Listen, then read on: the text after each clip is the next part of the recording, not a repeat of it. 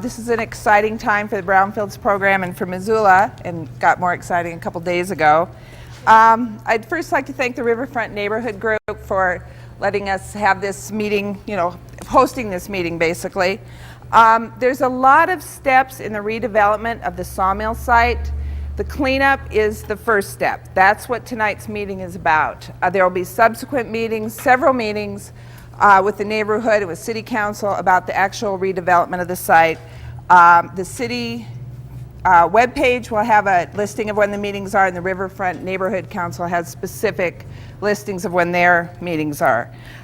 There's a lot of organizations here involved tonight. The Office of Planning grants the Brownfields program. We'll be handling the zoning and subdivision process. The Health Department is here tonight. Developers, Mill Site Revitalization Project, which is Ed Weatherby and Kevin Mitty, are here tonight. And their representatives, Nick Kaufman with WGM Group and Todd Wenskowski with Design Group are here, and they will be available to talk to you after our presentation.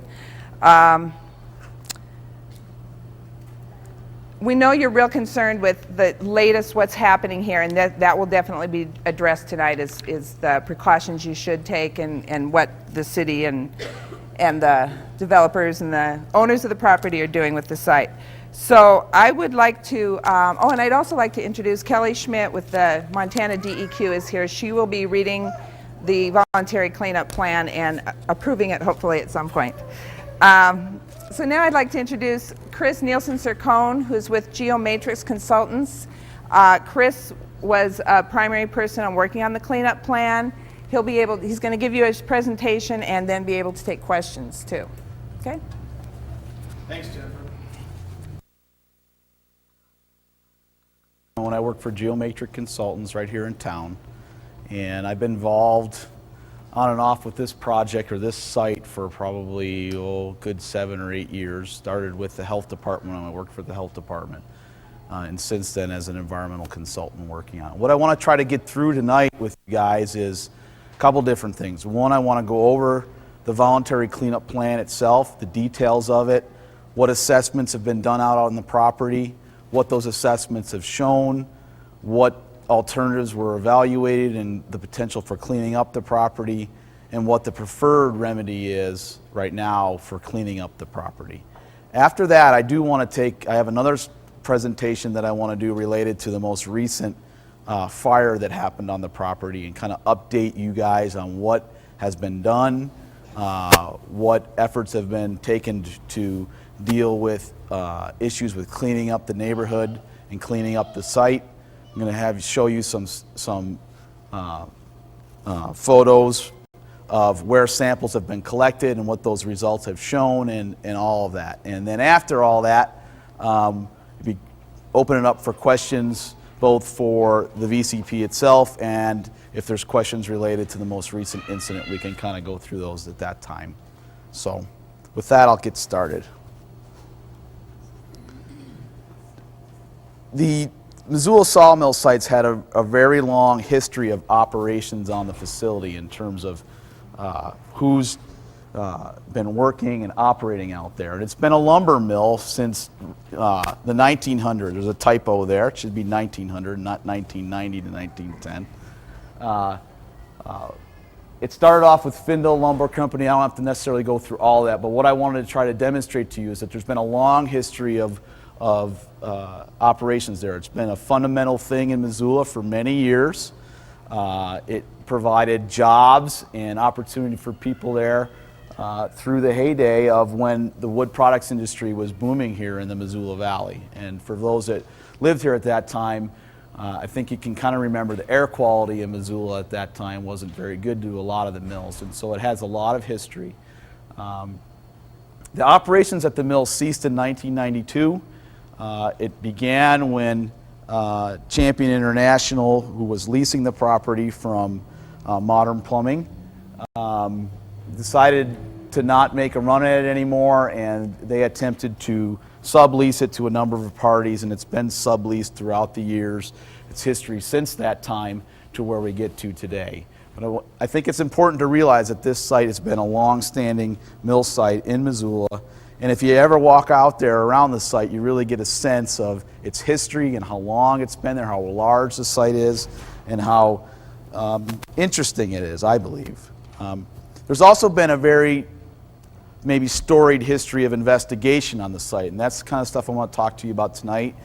The investigation really began in 1985 when the health department received complaints from the neighborhood to the west about fuel or odors, petroleum odors in their well water.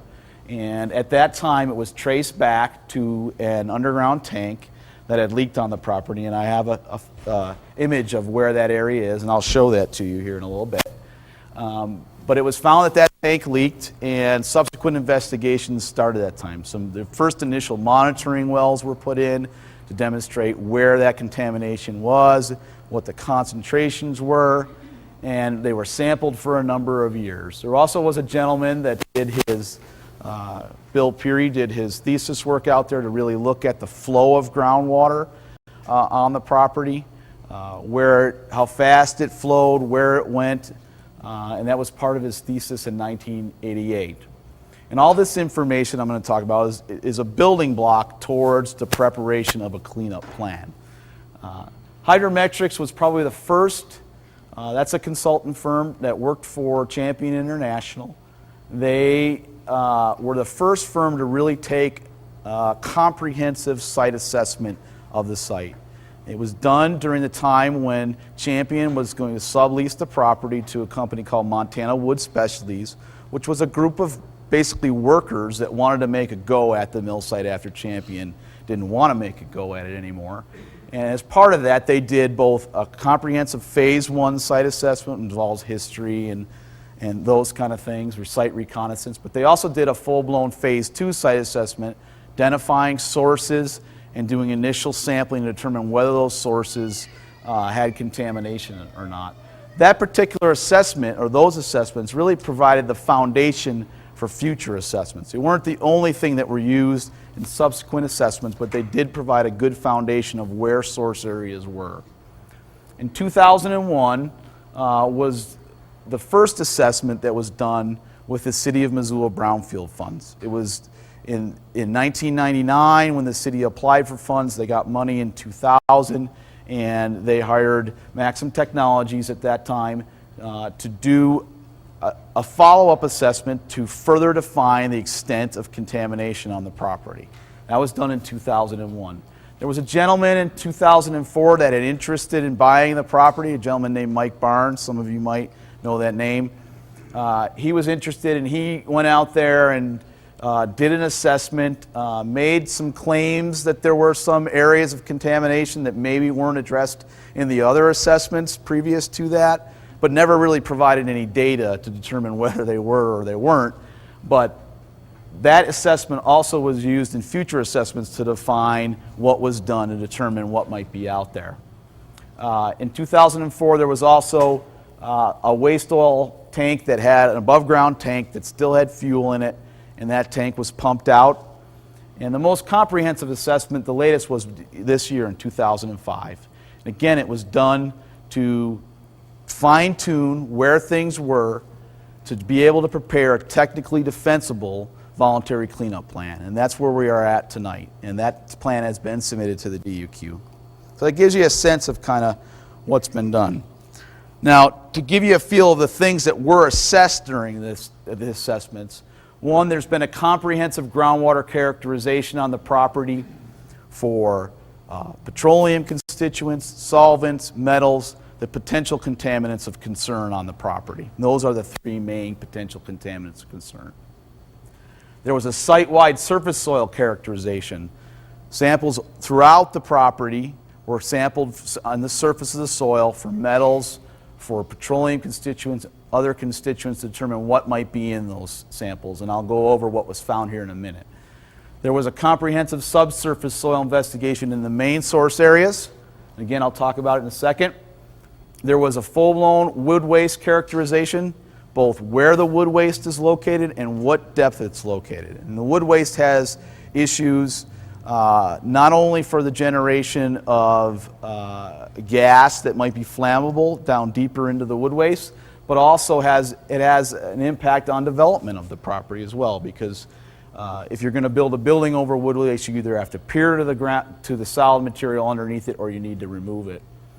There was an asbestos and lead-based paint structural investigation, and we'll obviously talk about that a little bit more here in a minute. The teepee burner footprint, where the old teepee burner was, there was an investigation done in that footprint, and samples were collected in that footprint to determine whether there was contamination. There was an explosive gas soil survey on the surface of the ground to try to determine on the ground, is there vapors coming out of the wood waste areas that might be flammable, and I'll talk about that. And there was a small landfill that was characterized on the property, first with geophysical methods, determine whether there was metal anomalies in it to look for drums or tanks, and then later, based on that geophysical, there was a number of test pits dug out there. So there's been a lot of assessment done on this property. Through all those assessments, these are the contaminants of concern on the property. We have lead in surface soil in 2 small areas, petroleum, and when I mean by small areas, I'm talking about a point sample. You know, there was probably, I don't know the exact number, but in the range of 30 to 40 surface soil samples collected around the site on a site-wide basis, and a couple of them that had lead in them at levels above the residential standard. There was, again, petroleum in 4 small areas. In subsurface soil, there's contamination of petroleum in what's called the southeast gasoline fueling area, which happens to be the area where that 1985 release occurred. There is also petroleum in the tractor repair shop area, the northwest log storage area. There also is methylene chloride, which is a solvent, a degreaser, in the dry kiln sump and the truck bed factory cesspool areas, and I'll show you where those are in a minute. There is manganese, which is a metal. It has a secondary standard, or the standard is set based on taste and odor. It doesn't necessarily have a human health risk. That's at very, very high levels, but it'll taste very, very bad, and the odor is very, very bad before it gets to the level that you're going to have a health effect to it, and it's in groundwater. And by the way, there's no petroleum in groundwater. There's no metals in groundwater other than manganese above any standard. There's no solvents in groundwater, and that's important when we start talking about the plan. And lastly, there was asbestos in the truck bed factory and the former office building. The truck bed factory is the structure that recently burned this week. The former office building is burned as well. It is the burned out bit. It still stands, but it's mostly burned. It's on the very east side of the property, but there is a room in there that has some asbestos in the tiles of the ceiling in that room. I don't know if you're going to be able to see this, but I'm going to try to walk through those same areas of contamination visually to give you a sense of where this is the Clark Fork River through here. Here's Playball Stadium during its construction, actually. There's the railroad tracks, McCormick Park Pond. Down here is the old Hart Refinery site that used to sit right here. This is the path, the trail on the south side. California Street here. This is that landfill I talked about, the one that's had many, many test pits done and a geophysical survey done on it. Here's the truck bed factory that stood right here that burned to the ground. To give you kind of a layout of where you're at on the property. One thing I will point out is that this pond right here, in this area, maybe you can see those little thin blue lines, maybe not, but this used to be where the old log pond was located. In fact, this is still a remnant of the old log pond to the mill site, McCormick Pond. And there is wood waste below this. There's wood waste certainly here. There was wood waste underneath this area, there's wood waste over a fairly large area of the property north of this ditch line. The sources of contamination that need to be dealt with, that are defined to be dealt with this voluntary cleanup plan, again here's the southeast gasoline fueling area I talked about, where the tank released fuel into the groundwater. This is a main area of subsurface contamination that would be excavated. This is the tractor repair shop area, subsurface contamination that would be excavated due to petroleum contamination. This is the truck bed factory and the cesspools where there's low levels of methylene chloride in the ground here, and there was a pipe that ran from those over to what's called the dry kiln sump where there's some contamination here as well. These are the small spot areas where you got petroleum or individual constituents above standards that we have identified that should be removed. We're talking about 20 by 20 foot areas, maybe to 2 feet deep. Here's an area as well, all these. This one is for the spot of lead. This one over here is for a little bit of lead as well. And in this area, there's some petroleum and a little bit subsurface soil here that needs to be excavated as part of cleaning up the property. Monitoring wells are located here, here, here, there. They're kind of scattered all over, some up gradient down here. And again, no constituents, petroleum solvents. There's a well there, there's a well there, there's a well there. Groundwater flow is from here to this direction, moving to the west. The only constituents in groundwater that exceed standards is manganese. It's the only one.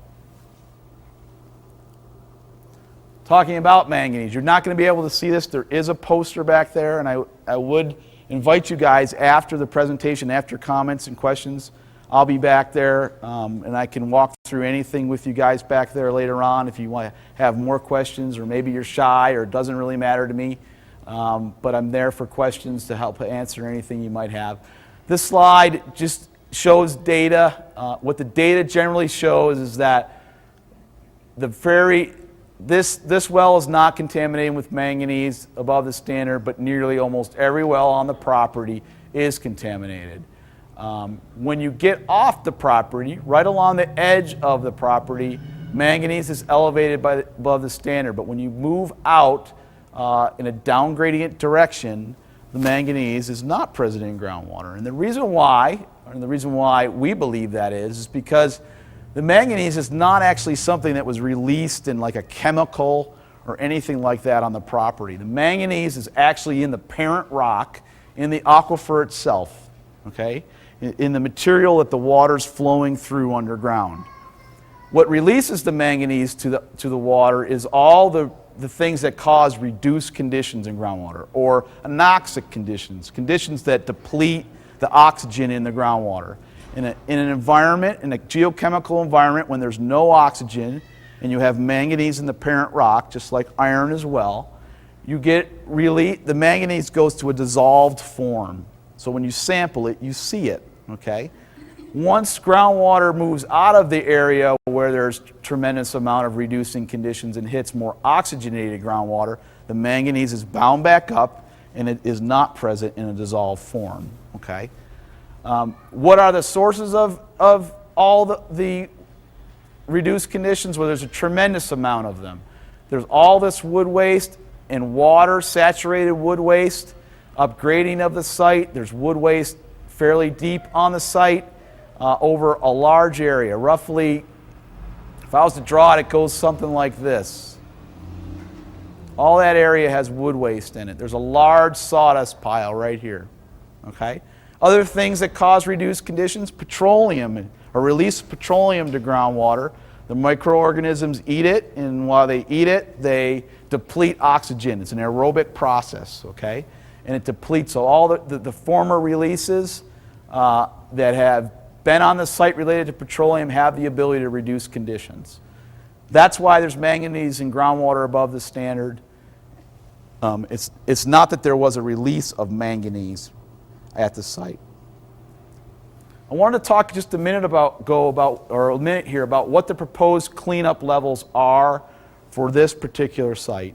And this might get a little bit over some people's head, but generally there's a number of things you can use for a cleanup level to determine what should be done. And working with the developers on this property, it's been right from the beginning, we want to do what we need to do for residential cleanup. We want to do the best we can do.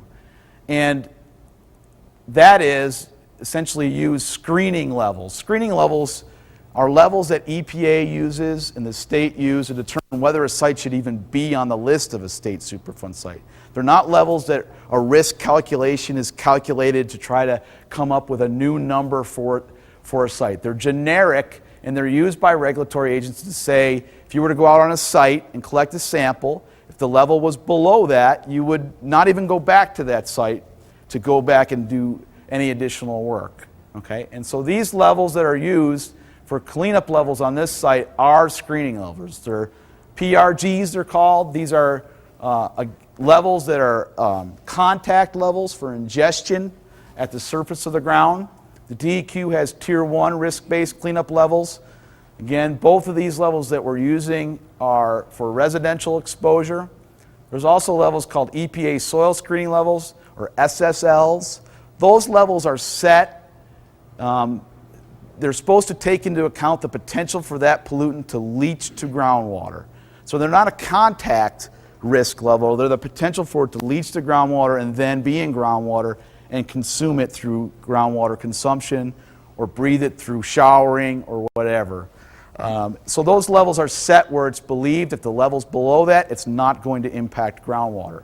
And lastly, for groundwater levels, the state has what's called Water Quality Bureau 7 or WQB 7 groundwater quality standards. So these are the standards that the site is proposed to meet for the voluntary cleanup plan. Well, what's required in a VCP is you need to go through an alternatives evaluation. And on this particular VCP, there were 5 alternatives that were evaluated. One, the no action alternative, which is always common. You've got to evaluate what the no action alternative is. Alternative 2 is a surface and subsurface soil excavation, groundwater monitoring to demonstrate groundwater contaminant levels in high groundwater situations, a lead-based paint and asbestos removal, and restrictive covenants. Restrictive covenants would be 2 things. One, in areas where there may be smear zone contaminated soil near the water, where the water is not contaminated above the standard, but there is soil there that's contaminated, there would be a restrictive covenant to prevent the construction of a structure over that area without an appropriate soil venting system, like a radon venting system, to prevent any vapors to get into the building. The other restrictive covenant is that groundwater on the site would not be used for drinking water purposes, okay, at all. The plan is to use Mountain Water Company water for any future development on the property. Alternative 3 is the same as Alternative 2, but the use of soil vapor extraction in lieu of soil removal in the area containing the methylene chloride contaminated soil. Again, that is that area just east of the truck bed factory and the cesspools and the dry kiln sump area. Alternative 4 was same as Alternative 3, but also what's called a technical and practicability waiver for manganese in groundwater. What that is it's a document that's prepared to try to demonstrate that manganese, while it's there, does not pose a significant risk, that the available technologies to remediate this site to reduce manganese below the levels would be very, very, very expensive and technically not feasible. I mean, there'd have to be a situation where the railroad track probably would have to be removed, McCormick Park Pond would have to come out, a whole lot of excavation would have to happen in order to try to remove manganese in groundwater. Alternative 5 is the same as Alternative 3, but also wood waste removal and groundwater treatment for manganese in groundwater. So it's the whole enchilada. It's dig all the wood waste out of there, and estimates are, in that scenario, you're looking at a $70 to probably $80 million effort to try to do something like that on the property. For a constituent that's a secondary contaminant. When you evaluate alternatives, there's specific criteria that the state DEQ says you need to evaluate each particular alternative from. And I'm going to go through them because they're very important as to why the preferred alternative was selected. They are, is the alternative protective? It must be protective of public health and the environment. Does it comply? Does it comply with applicable and relevant regulations. Whatever regulations are out there, whether they be local, state, or federal, the proposed remedy has to comply with those relevant regulations. Third, it must mitigate exposure to risk to public health, whatever action is taken. It must be effective and reliable, and these are right in the statute itself, both in the short term and in the long term. It must be practical and implementable. So it has to be something that really can be done. It must utilize applicable technologies, there's a typo, giving due consideration to what that's supposed to say is recovery operations or innovative technologies kind of thing. And it must be cost effective relative to the risk reduction it would achieve. Although every alternative needs to be evaluated in that fashion when you look at it in a VCP. So, why the preferred remedy? So you look at all those, and we believe the alternative 3 is the most appropriate remedy. Again, and that is surface and soil excavation, groundwater monitoring, lead-based paint asbestos removal, all those things up there, restrictive covenants, both groundwater use and soil venting restrictive covenants. And why? Why is alternative 3 chosen in this case? Well, number 1, it is protective of human health and the environment.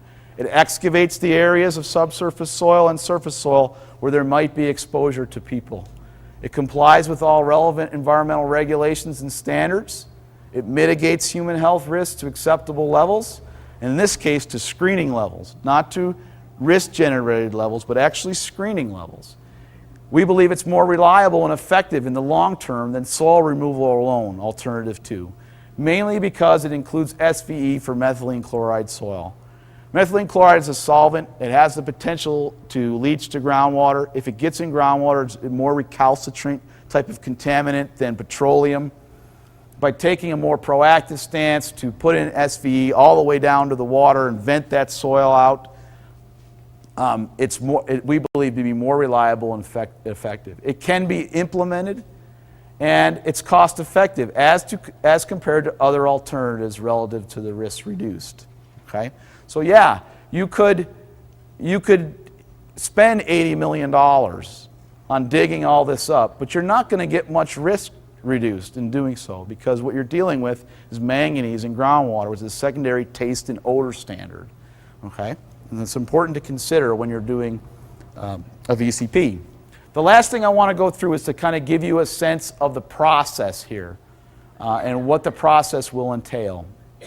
On August 9th, the VCP was submitted to the DEQ. The DEQ will take 30 days to review and comment on that VCP. And then typically there's always things in it that need to be changed. And obviously the recent fire is something that's going to require some changes in the VCP as well. And then a revision is done to that VCP and resubmitted to the DEQ. We estimate probably around the end of November to the beginning of December. At which time there's another 30-day DEQ review and comment period to try to determine whether the document is complete. Okay? If the document is not complete or incomplete, you go back to this loop and you revise it again. And sometimes you get on sites to do this for a while. Okay? It's just the nature of the beast. On this site, I don't think there's a high risk of an internal loop doing this, because I think the site is fairly straightforward. If they feel it's complete, it goes out then to 30-day public comment period, and there's usually a public meeting held on the VCP. It's not necessarily a requirement in the VECRA process.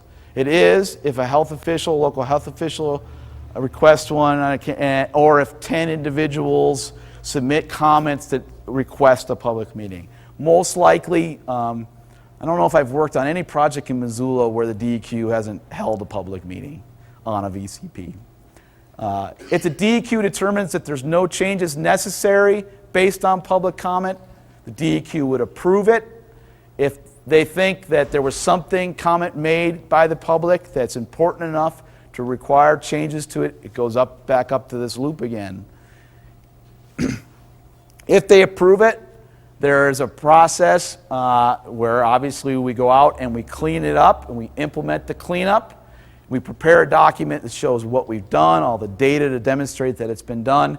And at that point, the DEQ takes a full 60 days to determine whether or not they believe everything's been done. So we estimate that at the earliest, we're looking at a July 2006 before an NFA or no further action letter would be provided on the property. Opportunities for the public right here to comment on the VCP. And there is, I think, Kelly, if I remember right, when you determine that it's final, there's another opportunity for the public to comment, 30-day public comment. So, contacts that I wanted to put up there for related to the VCP, and this is where you can submit comments on it. Kelly Schmidt, who's here, this is her address and her phone number. This is my address and phone number, and if you ever want to call me to discuss the site, or if you have any questions about that, I'd be glad to field or try to answer it. If I don't have the answer, I'd try to find someone that did have the answer. But I'll leave that up there for a minute for if folks want to write those numbers down.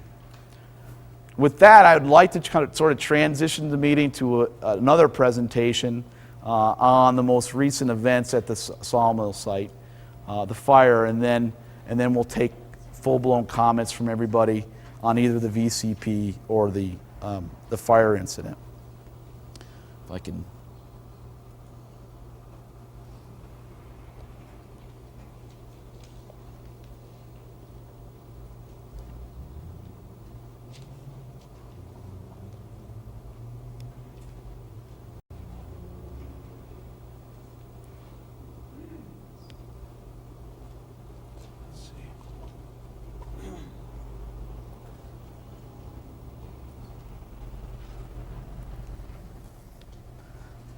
I have Wade Johnston here from MCS Environmental, and he's been working with myself and others at Geomatrix and Western States Abatement on this fire emergency response project.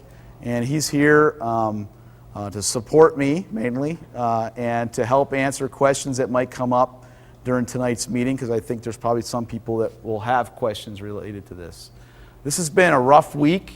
My voice is almost gone. I've had to talk to a lot of people about this particular problem. Was something that was not anticipated, I don't think, by anybody to happen, but did happen. And what primarily happened was we had a catastrophic fire of the truck bed factory.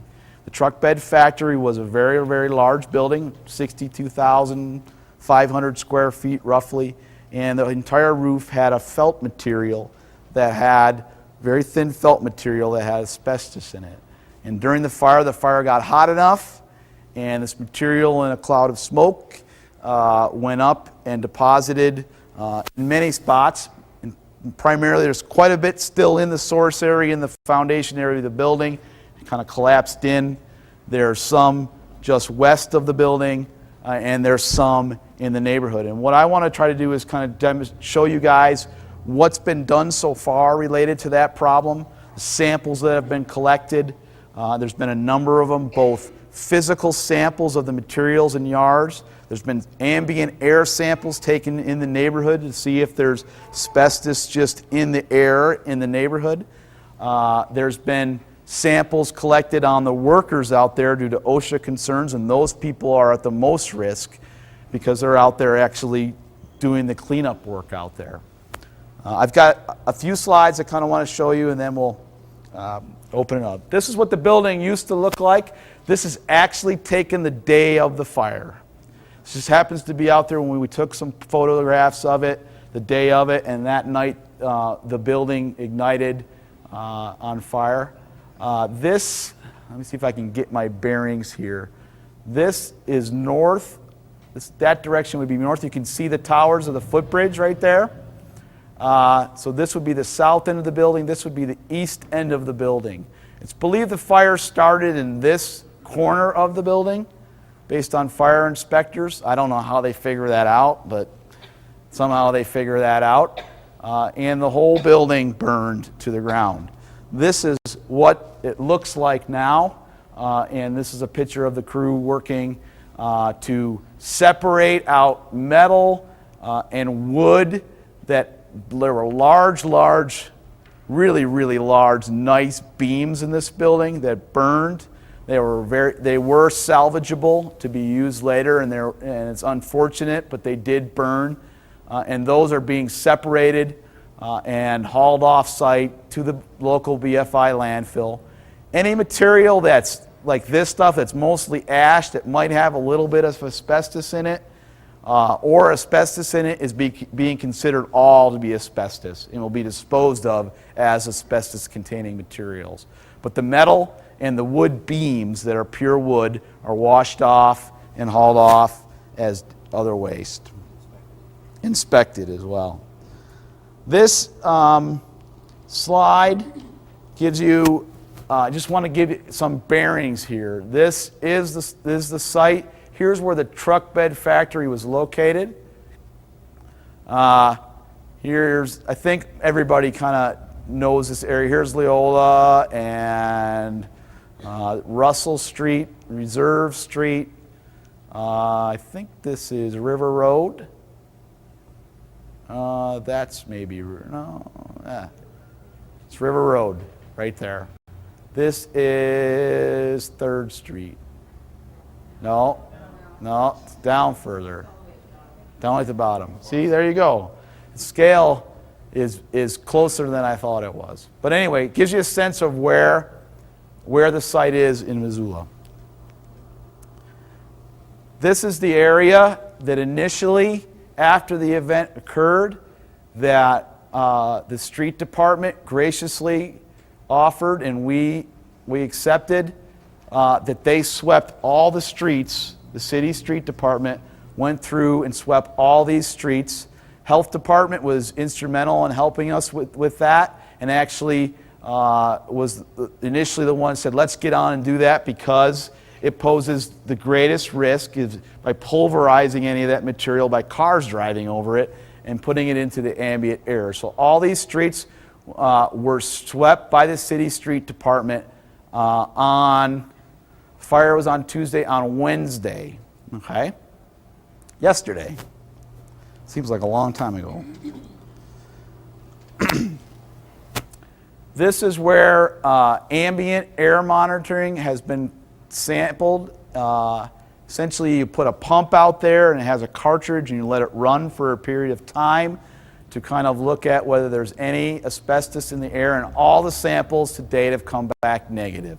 There's no indications that ambient air has asbestos in it, and here's the locations of where the samples were collected. We're also collecting it because we want to make sure that the area where the fire has occurred and has burned, that this is not a continual source to any asbestos fibers into the neighborhood.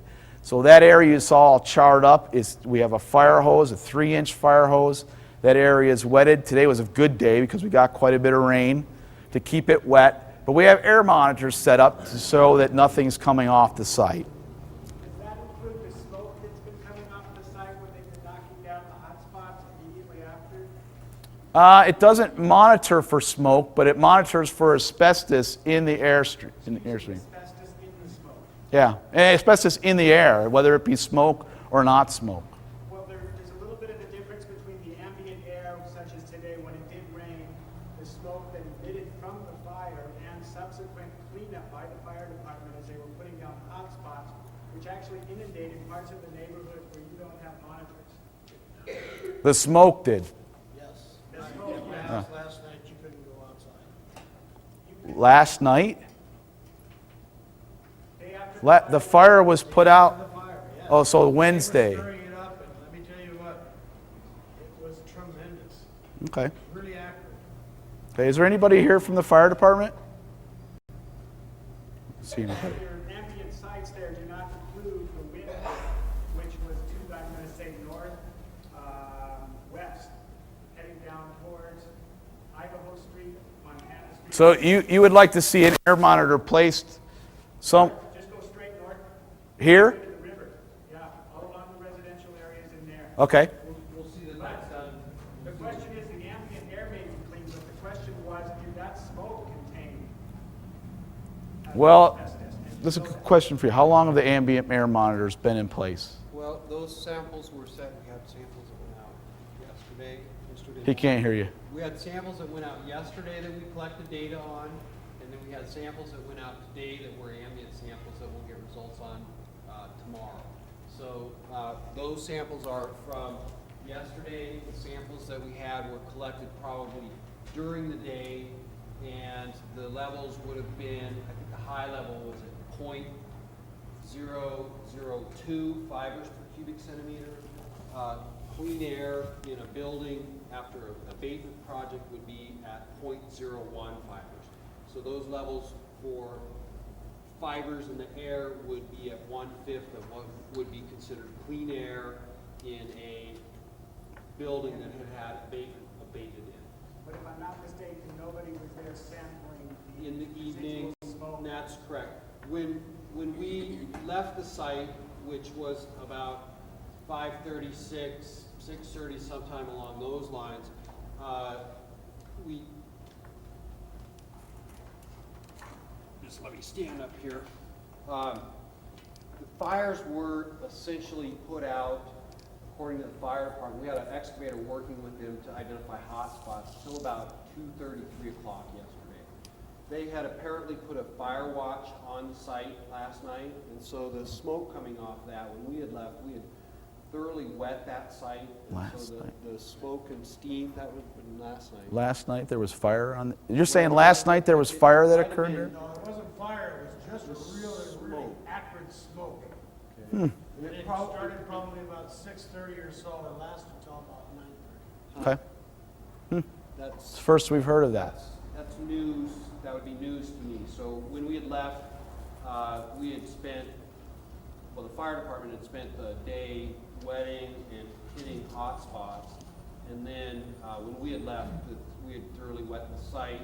And then there was a fire deputy there that was on fire watch and also to monitor the scene there. So that, that would have. And no one mentioned to you that smoke? I mean, I agree with that gentleman, it was rather copious. That'd be the first since I had left the site and arrived at the site this morning, so. Excuse me for the interruption there. No, it's okay. It's fine. This shows the locations where random sampling was collected of ash material with potential asbestos in it. These are all the locations that were collected to date so far. The ones that were reported in the paper, I think this morning, was it this morning? I get confused by the days, were these 4 samples right here. Okay. Since that time, all of these samples have been collected in the neighborhood or in the town of Missoula west of this particular area. These are samples of the ash and debris in people's yards and associated with what you see on the ground. Would these just be the bigger chunks, and these are not actually, like, you take a leaf sample or grass and determine if that has been contaminated with airborne asbestos? These are ash samples, Actually chunks you could pick up. Physical samples. physical samples. Physical samples. Yep. This is the depicts the area where we have detections of asbestos in the ash. Okay, these samples did not have any detections of asbestos in the ash. Okay, it generally shows that as you move further away from the site, you do not, at least on the first preliminary cut, see asbestos in the ash samples in these areas. It could be because the samples where there is asbestos fibers were heavier and fell out sooner, and these areas received more general just ash or lighter air, were lighter and traveled further. This, believe it or not, was in some way good news to us because we were concerned that there may have been, or that there still even may be, asbestos as far out as almost Reserve Street. Now, this isn't the end of the sampling out here. If you happen to live out here, this is our preliminary sampling. What this tells us is that we need to go back in here and reconfirm, collect more samples in this area to determine whether or not we truly can say without a doubt, we don't need to clean up for asbestos abatement these areas that are shown outside of this area. Yeah. If I could comment just a little bit on that.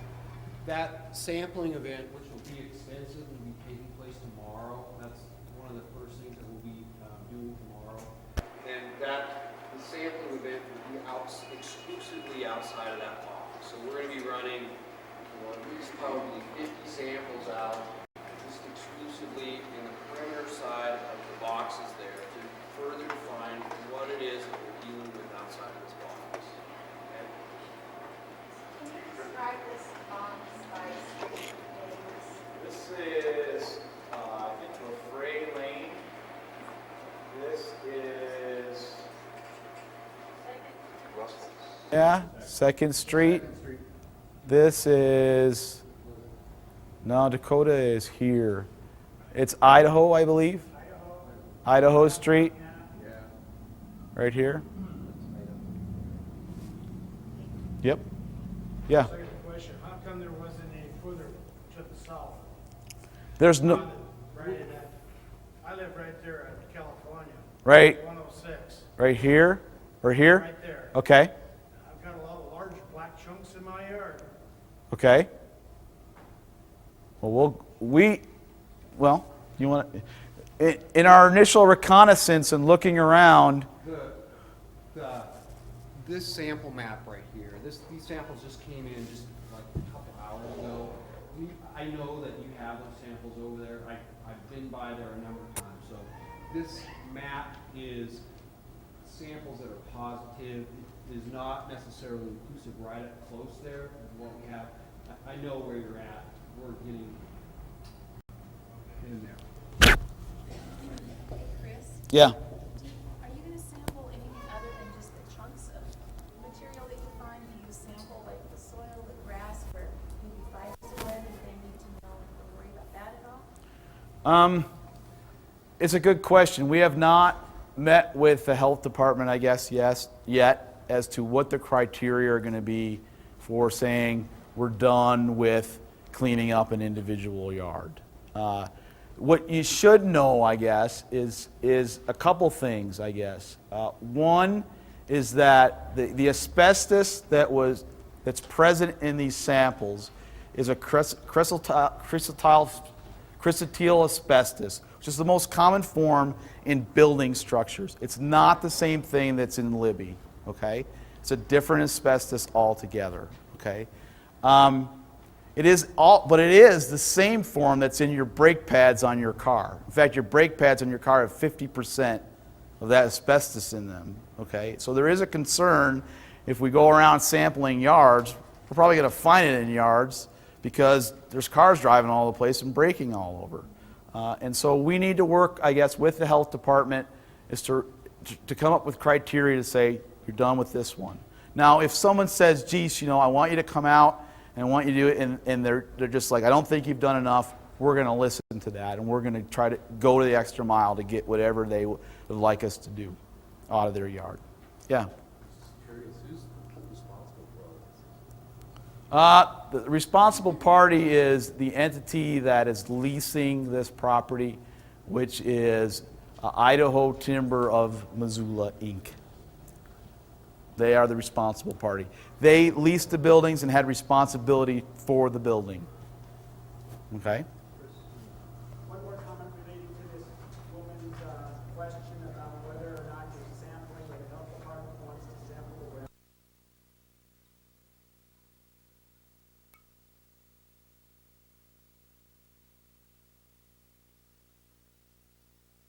Results are in, health officials warn that it would be wise to assume that the ash contains asbestos.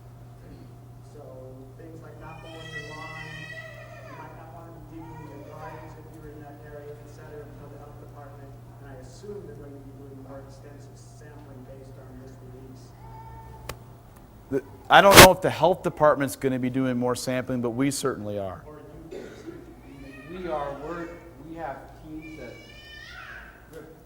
teams of industrial hygienists out collecting data daily. Tomorrow will be another substantial effort. monitor and data collection. Within that box with some modifications where we have known activity close up. This is a rough set of sample data. Okay, this was samples that were collected yesterday, and tomorrow we will have substantially additional samples collected that will be shipped off for analysis, and we'll have results back on Saturday. This will continue to be refined, and as we progress through the project and through the neighborhoods, the tools that we use to screen and sample and so forth will be also refined, and also the sensitivities will be in situations increased. And so these are screening tools that we're using to get a handle on what we're working with. You mentioned here the precautions that citizenry in that area and those areas should be taking. Yes. I didn't hear your question. Excuse me, will you be mentioning precautions Yeah. that citizenry in those areas should be taking to protect themselves Sure. while this data is in? Yeah, the asbestos in its form, in the material that's out there, whether it be small or larger pieces, is not an acute health risk. It's a long-term health risk due to inhalation of asbestos fibers. The key to preventing that inhalation is to have the material stay wet. So if you're going to touch the material or move it, if it's someplace that you have to touch it for some reason until our crews get out to your house, you should do so in a wet fashion. You should wet it down, and you can pick it up at that point and put it in a bag. If we're setting up a situation where people can come and get asbestos bags, you'll talk about that in a minute. We're planning on establishing at the Loyola Center on Tuesday evenings for the next few weeks. You guys can come and we can give you updates on what's going on every week with our crews and what's happening.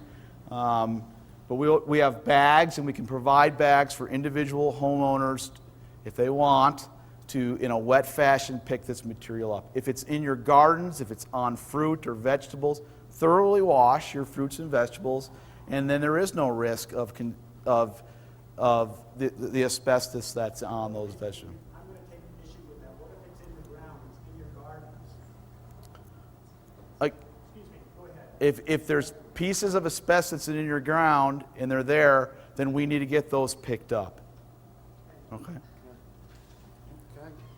Should I give an update maybe of status and Yeah, good. where we're kind of progressing, what's Sure. happening and so forth? If you can give me about 10 minutes, I can make a broad swath of what's happened and what the plan is on kind of a go-forward basis. Okay? If you give me about 10 minutes, I can probably talk your ear off, but it may serve to maybe answer some of the questions and also give you kind of a big picture of what's happening with this thing. So, Hold on one second. Did you want to change you need to change the tape when I put the mic on. First asbestos project designer in the state of Montana. I and my team of people have been involved in about 2,500 to 3,000 asbestos projects across the western United States. I also am one of the program managers up at Libby with the Superfund site cleanup, and I have Ron Knudsen, who is my senior industrial hygienist here, who is assisting me on this project. He's my project.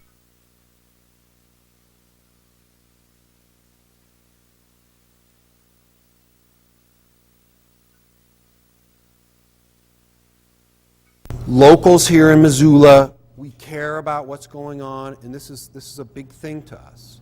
So we're using all the tools that we have at our disposal to make this as good as we can make it given the circumstances.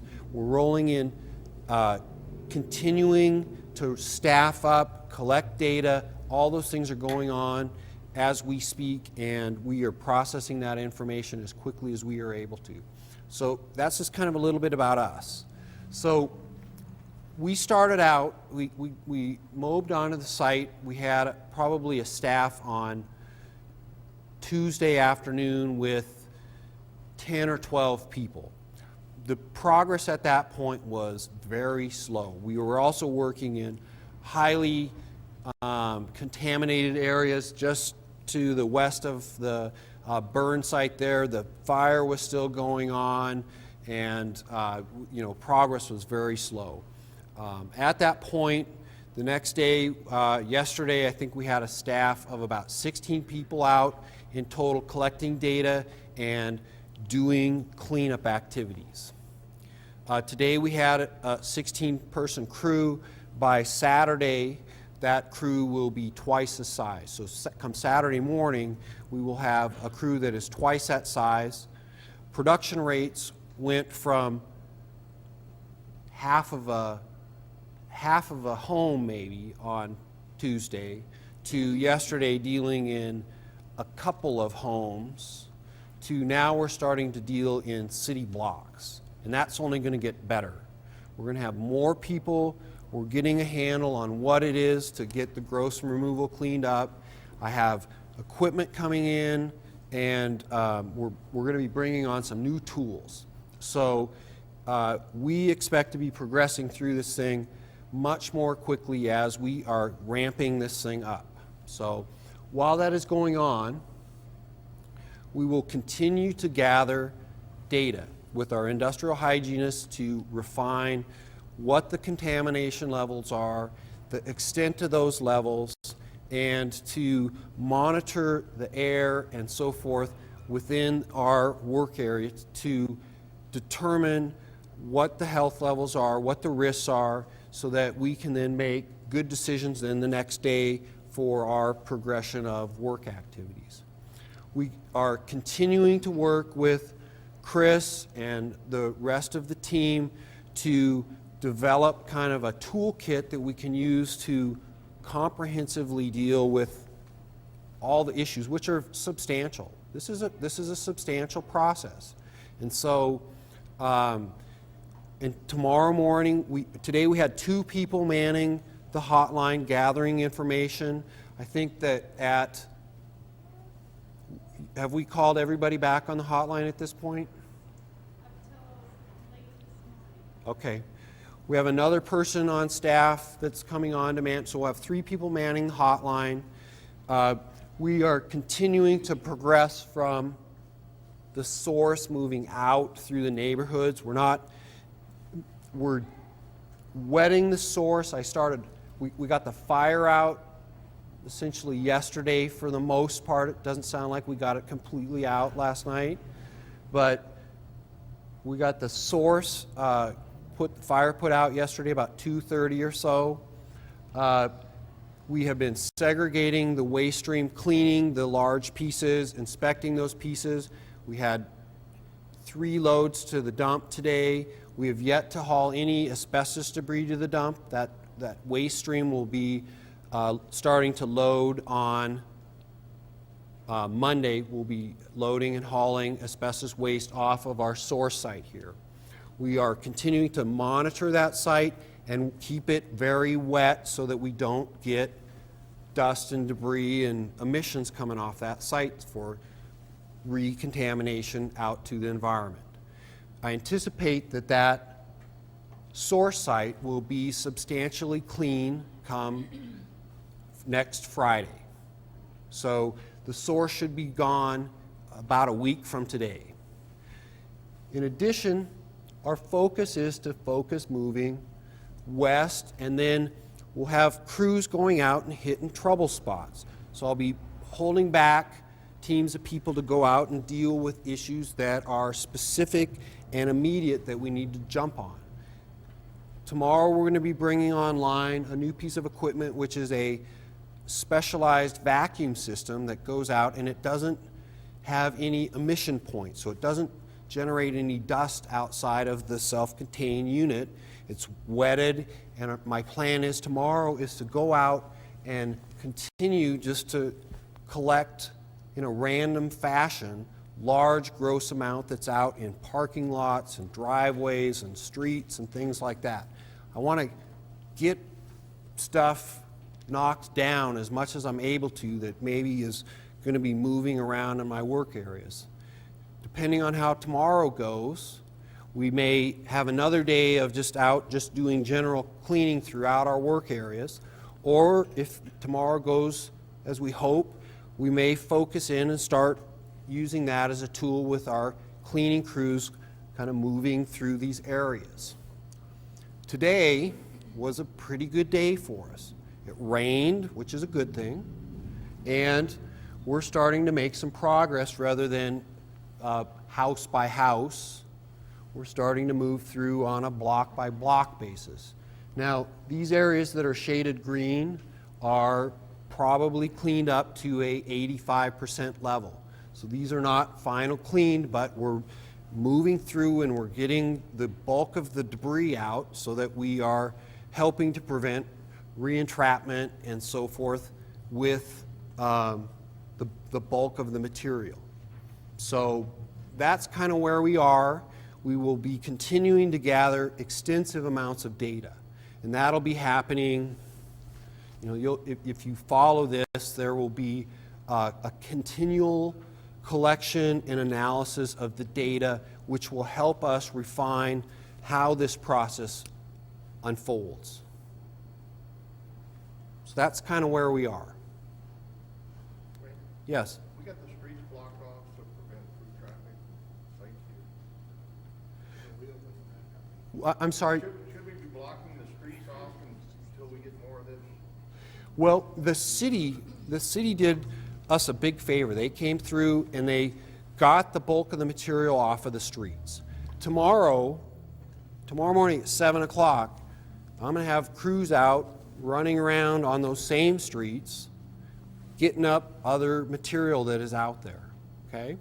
So the thing that you can do that would be of big help is water your yards, okay? Water your yards.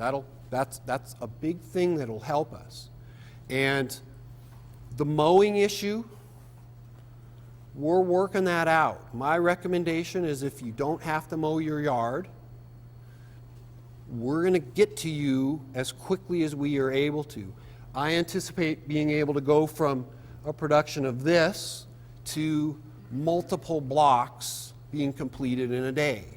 So very quickly, I hope to move through this box right now. So I know that when I was out that I saw some people that were mowing their yards and so forth. If you don't have to, we're going to get to you as quickly, and I tell you as quickly as we are able to. Yes? Do you have a map for that affected area? We have a map Of the what? affected area. This right here is the sampling map. So within that shaded red area, those samples, most of those samples, either some of them came back hot or and then all of the samples outside of that came back as being negative, okay? Non-asbestos. So that's our affected area as of 7 o'clock tonight. Tomorrow we're going to be out collecting substantially more samples outside of that box, and that box may change. I can't see, what's that, the farthest south line, what's that street there? Second Street. Well, I mean, let's step back. The original sampling was done based on a reconnaissance of the area by CIHs. That is, people out there looking at the streets and determining where it was and where it wasn't. It may not be perfect, but the original area that we believe the material laid was essentially where those samples have been collected. If you live outside that area and you have stuff in your yard, then please get a hold of us. You can call it on the hotline. Does everybody know what the hotline number is? Number is 258-3500. And so if you believe in your yard you have material that may not be an area that we're looking at, please let us know, because weather can be a factor in this. It can redistribute material as well. Yeah, I was just wondering, because it's pretty heavily canopied area, like there's a lot of trees in that part of the box.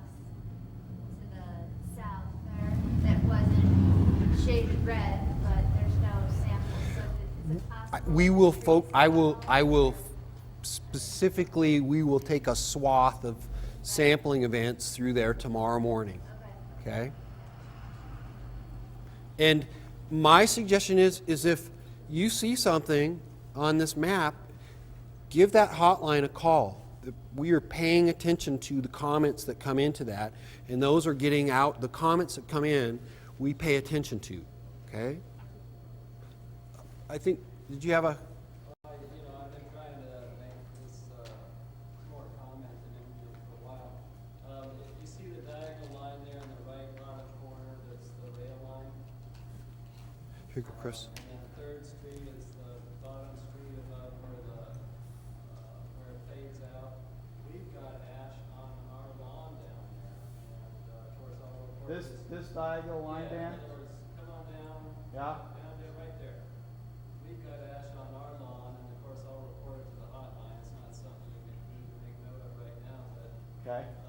it's close in, and I guess possibly you could have asbestos the way that the stuff seems to settle out. Yeah. Okay. So it looks like this is a critical area we need to be looking at. One thing that is maybe that has happened is that when the fire happened, it appears that the predominant wind currents were going to the west, right? So we sampled yesterday, and we had storms that were coming in from the west to the east.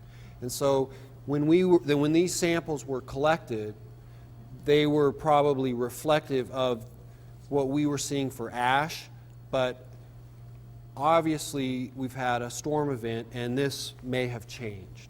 And so all that information is very informative, and that will help us tomorrow when we are refining our sampling protocols. So that's very helpful data. I appreciate that. Yeah. Chris, question on the asbestos itself. The large pieces that you can see and find aren't near as dangerous as the ones that you can't see. Because the small particles are what you're going to breathe, right? Right. So any particles that are that get into the soil, happen to get worked into the soil, is not going to affect your vegetables or anything, because you don't breathe that in. That's something that's going to stay there, and there isn't much you can do about it once it gets into the soil. I mean, you'd have to dig the whole yard up. But your asbestos that you breathe, the small particles are the ones that's the biggest danger. Am I not wrong? Well, you are right. I mean, it's the pulverizing of the larger pieces into smaller pieces into a form that you can inhale. That's is why what I it think is. this has not been explained properly in the news media, and basically blowing this up to a big thing. It is not good, I admit. But by the same token, it isn't as totally disastrous as it's making out.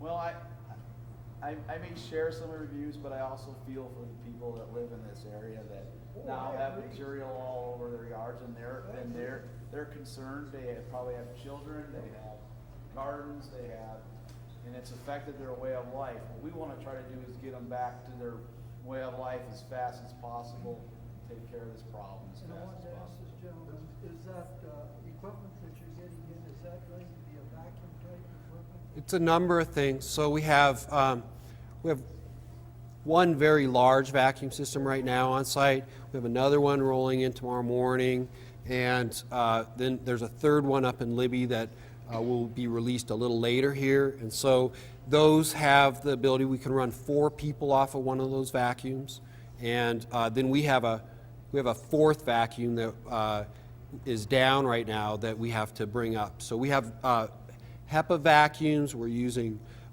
basically sweepers to come in and wet and sweep the yards. We are hand picking for final cleanup, and then we're going to be using this self-contained vacuum truck out that you'll probably see tomorrow. And so we're continuing to develop and refine our toolkit and see what works and what doesn't work. Okay? Yes? Can I ask for, I guess, an increase in the effort in some of those affected areas to get the information out?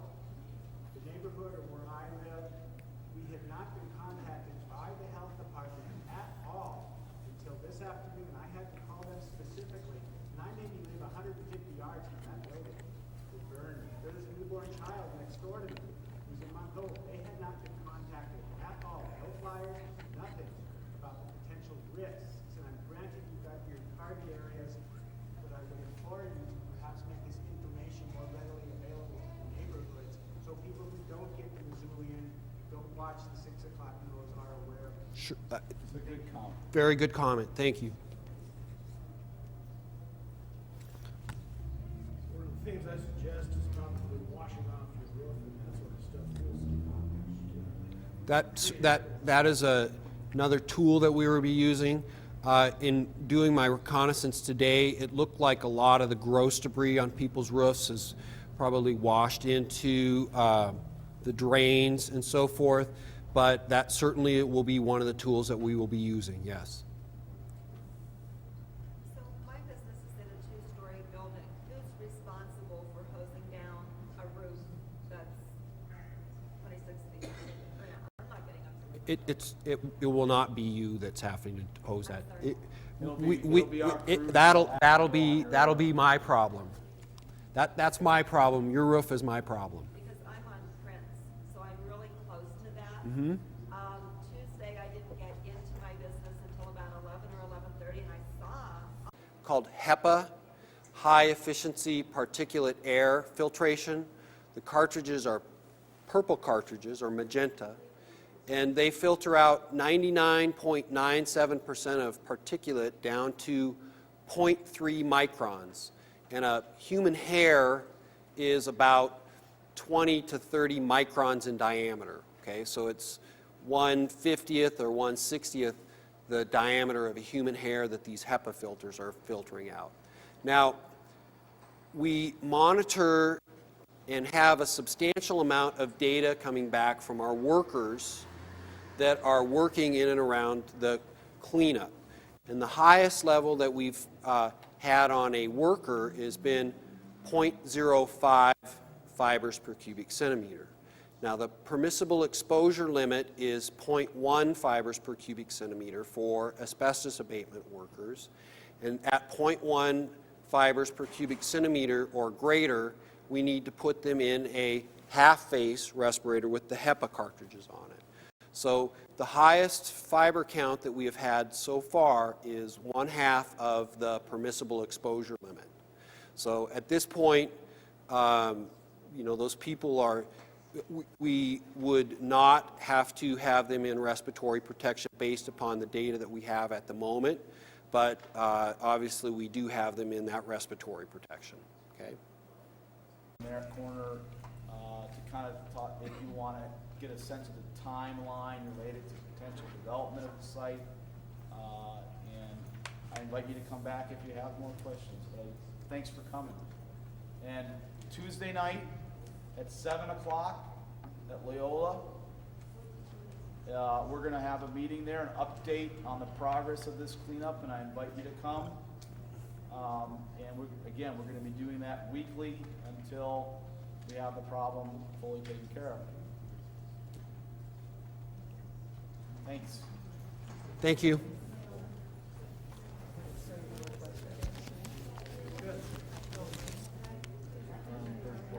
Thank you. I know you guys are just helping. You're not the health department. Thanks a lot. You bet. Thank you. We